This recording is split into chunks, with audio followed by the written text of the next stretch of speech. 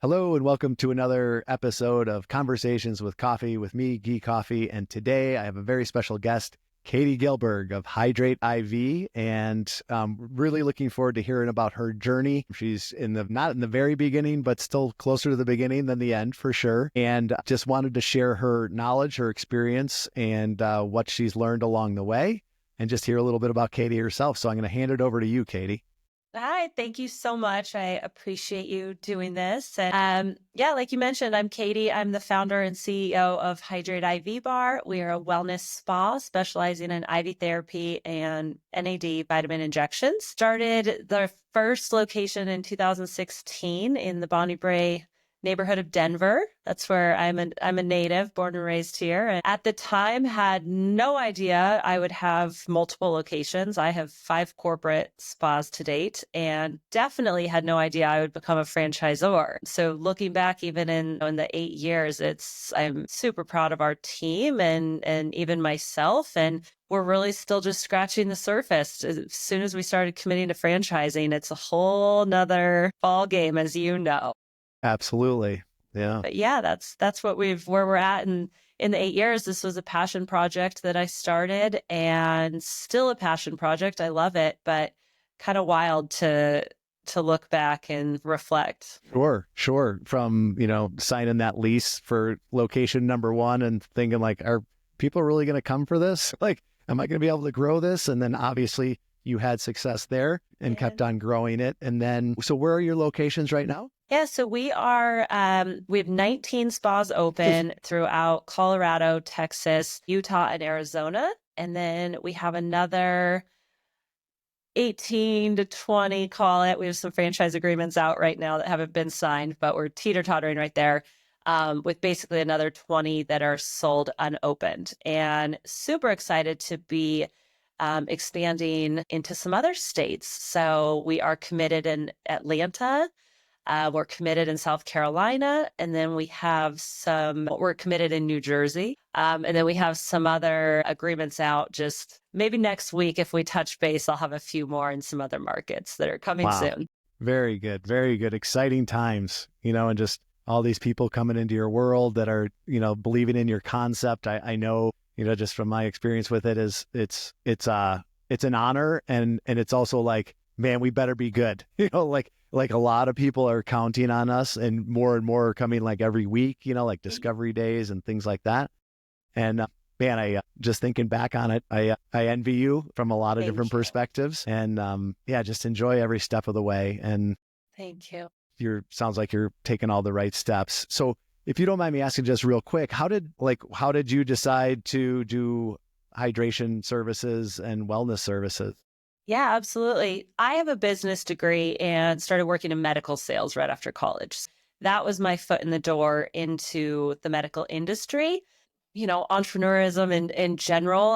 I have always been in sales and I guess had the entrepreneurial spirit. That was in the back of my mind. I saw an area of opportunity to create a brand. I saw IV therapy becoming hugely popular, but Denver at the time had traditional medical practices where you could get these services, or we were just scratching the surface with like mobile, hangover focused concierge services. And I thought, man, there's so many benefits to the wellness component side of this, but we can make the service better, elevated than a traditional medical practice. I wanted it open 7 days a week, just a lot more accessible. And I really wanted to focus on the bells and whistles of, having, again, just like an elevated service. So what would I like as a customer? Ease of booking, staff that are sorry. I'm like, okay, we can cut this part, right?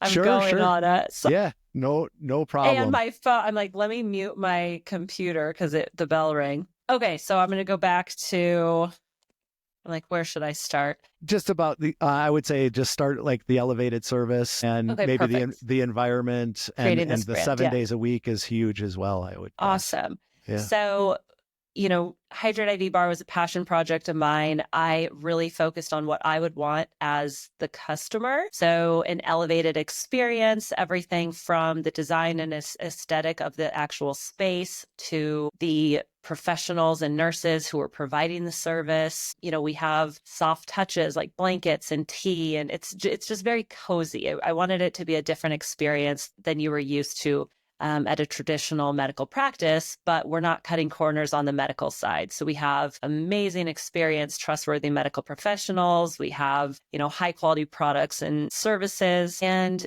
a big focus for us on the business side was, we wanted to be open 7 days a week. You could walk in, you didn't need an appointment, ease of booking through an app. We have a membership model. So on the business end, and what our franchise owners really love is that recurring membership model. But then it's also, a great discount that's carried over to clients. We're cash pay versus billing insurance. So we just kind of took, a service that's nothing new. IVs is not new, but we made it elevated. Yeah. Well, I would say also in Denver, being a very health-minded market, compared to I'm from the Midwest. When I go back there, no offense to all the Midwest people, but Colorado's like the skinniest state in the nation or something crazy like that. Yeah. So, like back in the day, like if you heard someone got IV, they're like, oh my gosh, what's wrong? Like if someone got super sick, they might go to an urgent care and get an IV.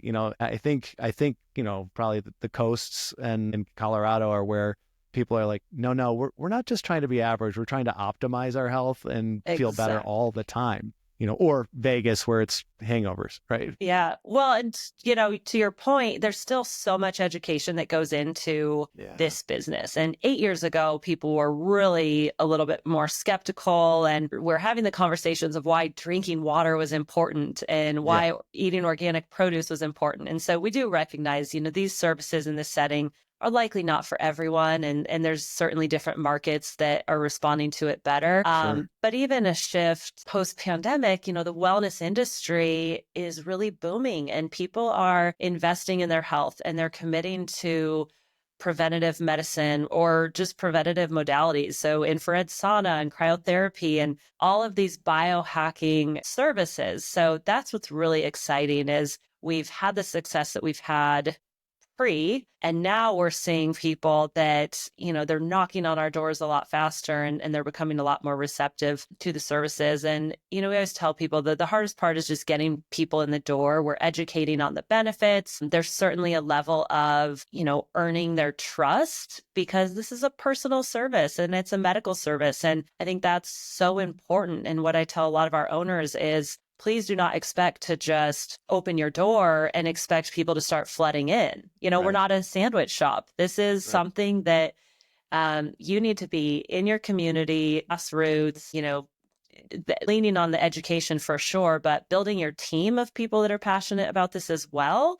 Sure. We always say tell, don't sell. And that component of it is so important. Absolutely. And I imagine you have a whole client experience cycle around the whole process so that it's welcoming, educational, and people are getting the value of it right from the get-go. And especially after they feel the benefits of it, I imagine. Exactly. And that's what, I'm grateful that we're in this space because it is a feel-good space. Once people are there, once they're committed to trying this, the results are amazing. They do feel much better. And you mentioned this earlier, we kind of have the ill to baseline. So people that are coming in because they have a headache, a stomach ache, overindulgence, altitude sickness, those are the people that are coming in reactively. They need to feel better fast and we can help them with that. Yeah. Majority of our clientele, though, is baseline. So these are healthy individuals who don't necessarily have this big problem, but they're hoping to optimize. And a lot of our clients don't realize, or a lot of the population, I would argue, doesn't realize how good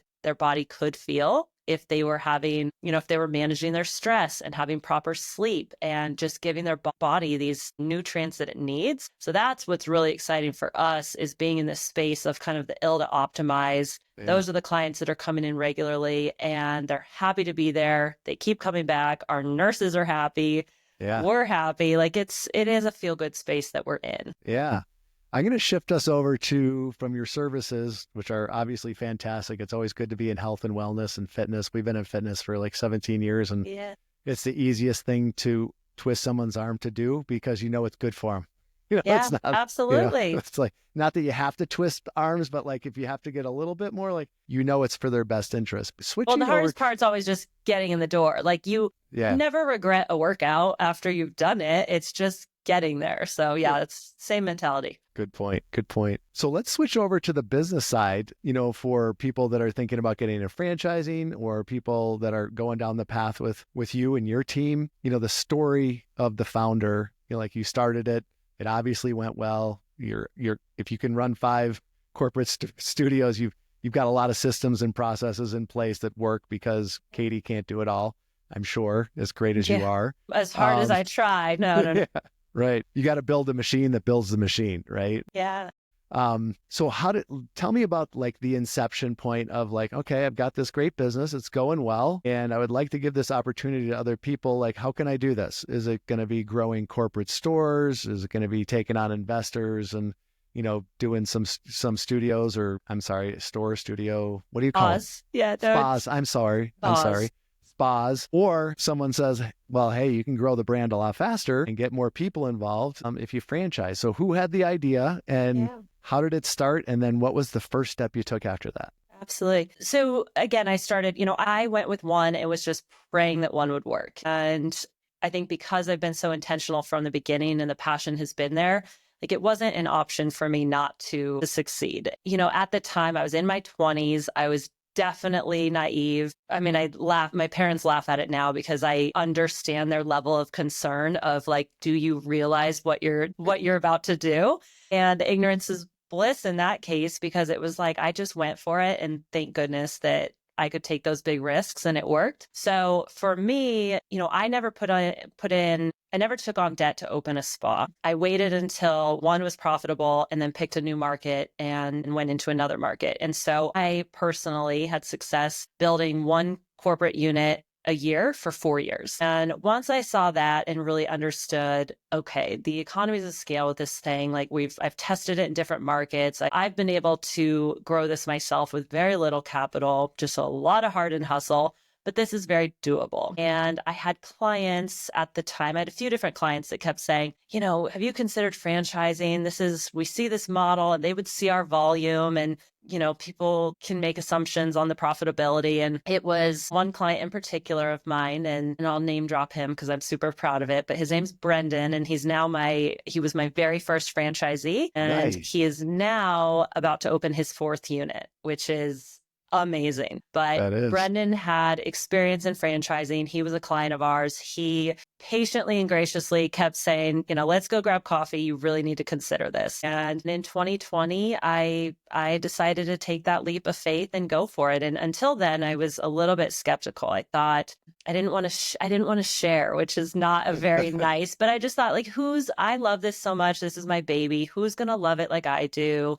They're going to mess up the brand or this or that. And I just didn't really understand franchising. And I'm so happy that I took that leap of faith with Brendan and his business partners, because franchising's been an incredible avenue and incredible business model for us to be able to take a business and scale it. I personally would not have been able to, with my own capital or just operational resources, I would not have been able to get to the units I have otherwise. So it's been really exciting. It's also made sense going into different states because the corporate practice of medicine is different in every state. So having medical professionals who are licensed in those states we've been able to scale quicker because of that. Franchising it's not easy as a franchisor. I'm learning every day, and there's definitely a little bit of that, like not tug of war, but just like the ebbs and flows of learning. And I know it works really well for us, but are we able to, repeat that or train others on those systems? And so it's still very much learning every single day. But I haven't,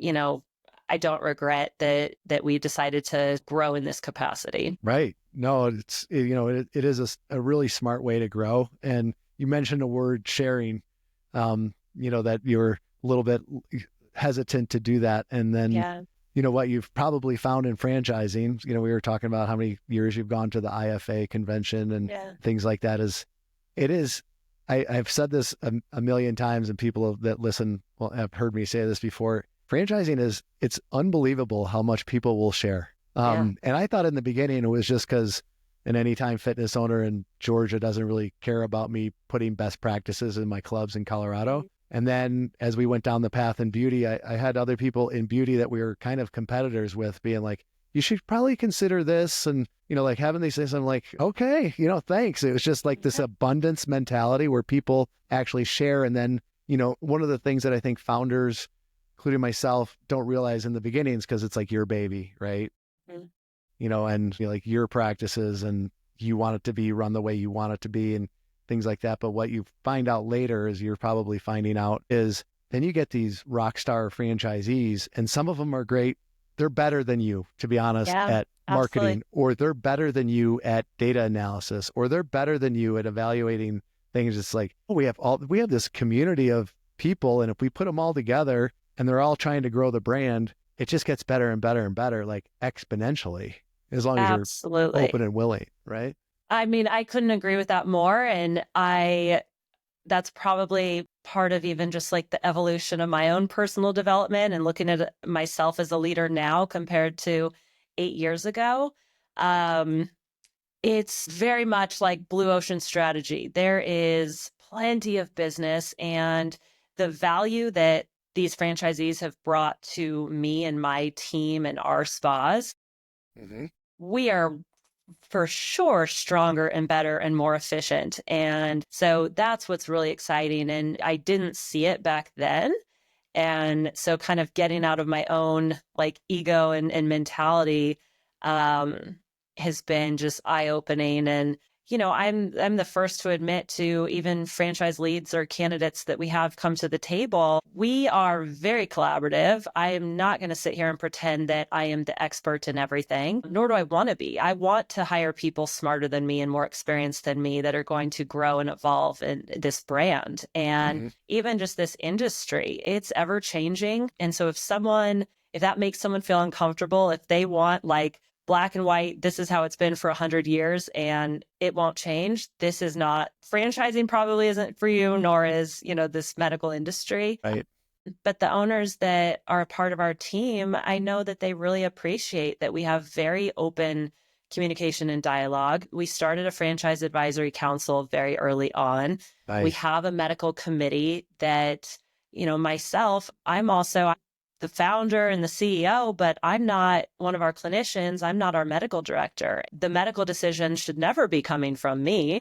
Mm-hmm. So leaning on our medical team and, being very like transparent and vulnerable in that sense, I think they really appreciate it. I'm happy that we're getting these structures in place and kind of identifying those needs ahead of time so that we can have a really strong foundation, because it's only going to help propel. And I'd rather get it in place now with the 20 units that we have. Absolutely. So super smart move about getting a franchise advisory council together earlier rather than later. I think a lot of systems wait, until they have X number of units or X number of franchisees or territories. And one of our mentors is always like, always act like you're a big system, even when you're not a big system. And so we started our FAC fairly early, and it really paid dividends. And the other thing was starting conferences. Have you guys had conferences already? Yes. All And right. I think a lot of it too was our original like 5 or 6 groups, some franchise groups Hmm. were our friends, family, clients, Okay. former employee. So I think it was very natural from the beginning that, and this comes with pros and cons. I mean, I love it and I wouldn't trade it, but also challenging when we all had such personal relationships from the beginning. Hmm. And so even learning how to, when is it business and when is it family time, and setting some of those boundaries on both sides. And I'm really proud and impressed with how we've all been able to navigate those relationships, because it could end badly. I mean, I don't foresee that, but some people like have warned us, do you realize? But because we all have had those personal relationships, like having an annual summit was the first year. We're like, we want to be together. We want to hang out. And so we are getting ready to have our fourth. And Nice. now we definitely have more structure in place. We bring on outside thought leaders and our vendors, and it's becoming a little bit more formal and structured each time. But I do think that's something that, from day one, we've made it a priority to get together and, continue to build on our own relationships. Yeah, it's huge for the culture and the engagement and things like that. And being able to communicate with the whole system in person, face to face. And that's another thing you're doing really well, is a lot of systems wait until they're big enough to do this. And it's like our first one, literally it was like an anteroom off of a suite in a hotel in Minnesota. There was like 5 of us there.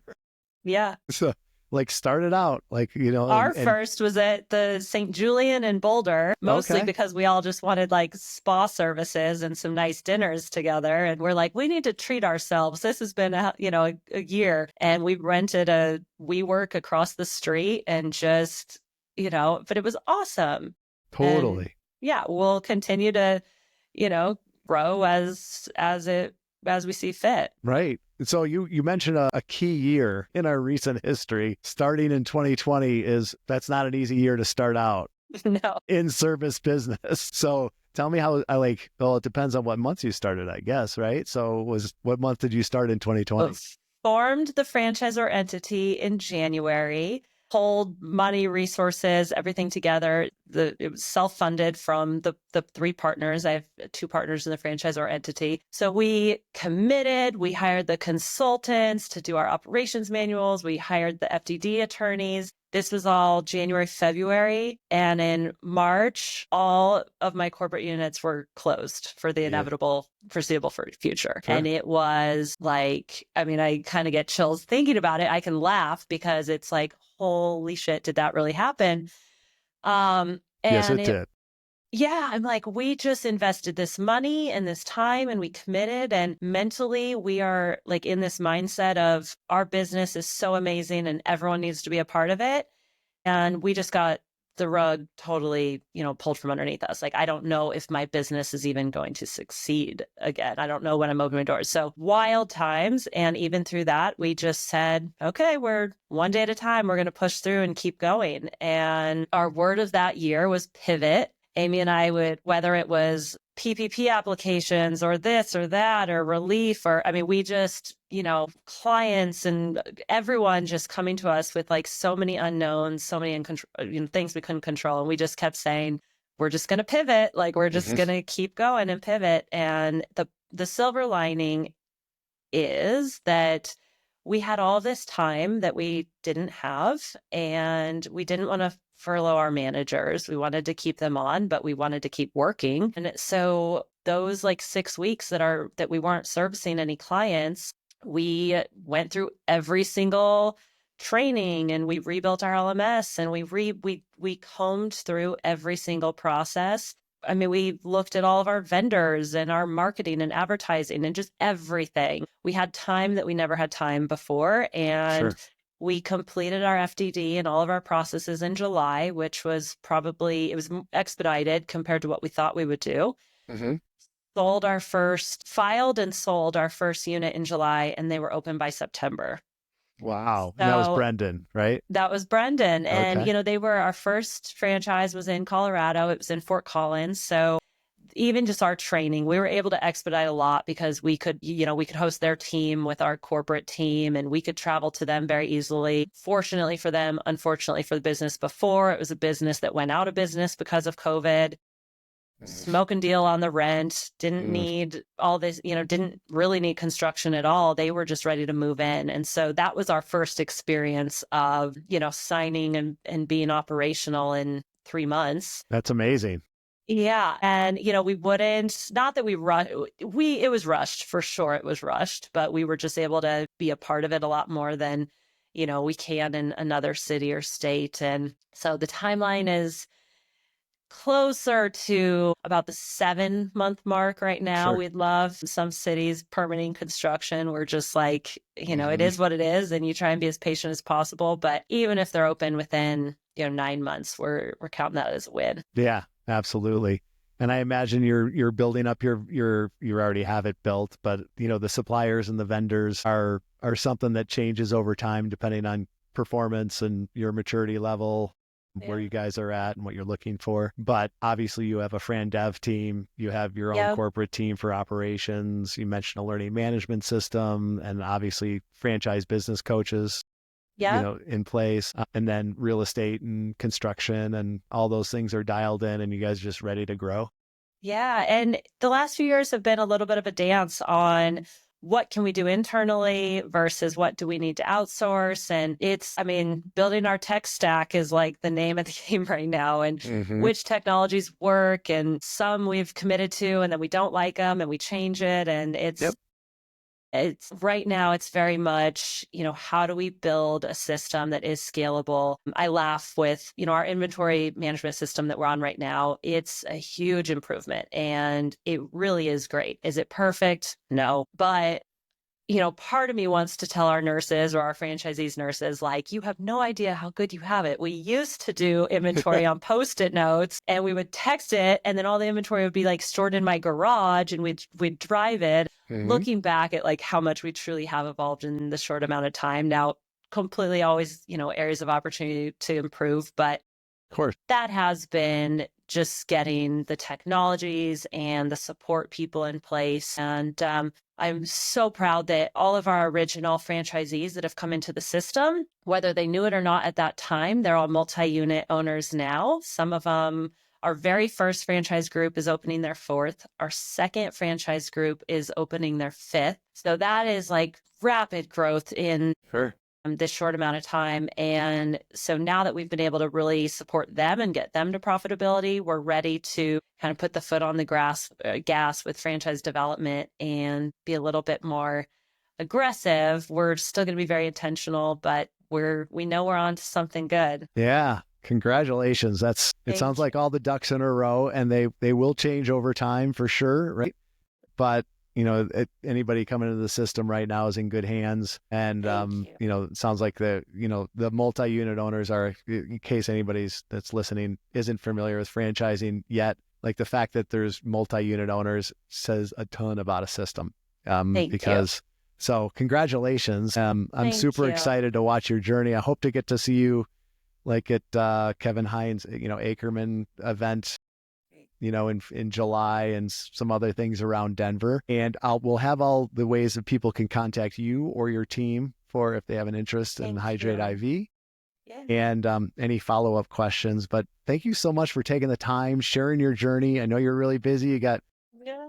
two tiny little babies and This is businesses to fun run. though. No, I love this, and thank you, because it's fun telling my story. I feel even just like motivated and energetic thinking about it, and even leaving with a smile just thinking about, these original franchisees and kind of where we're at. And so I really appreciate it. Thank you. Happy to answer any questions, and excited to see where we're at in just a year from now. Exactly. Maybe we'll come revisit and see where you're at from 19. So, Next time we have to do it getting IVs in the spot, we're going to hook you up, and all right. that's how we'll do the next one. I like that. I need that. It sounds good. Thanks so much, Katie. Take good Thank care. you. Bye bye. Bye.